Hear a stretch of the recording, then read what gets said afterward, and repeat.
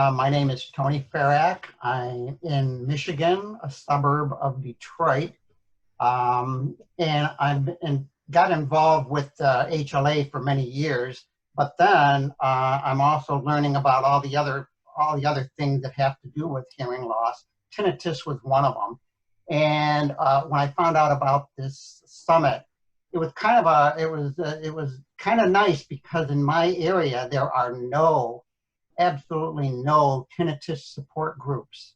And at one time, there used to be, and I had that guy come to one of my chapter meetings and present.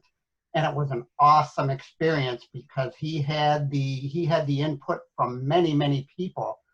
And outside of that, there has been no real support for the people that have tinnitus. So the summit was a nice way of letting me share that information with my chapter members, but also for myself, see what people are doing. Because back in the day, probably about 20 years ago, my tinnitus was really severe, and I actually seen an ear, nose, throat specialist. And when he was talking about some of the options, and at that time, he was talking about putting some kind of a thing in my head, basically tinnitus masking device in my head. And I'm thinking, oh God, that's the last thing I want. So I was a little bit scared about having to deal with tinnitus.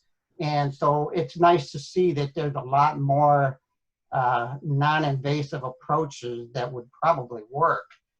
Because in my case, it was a stress thing.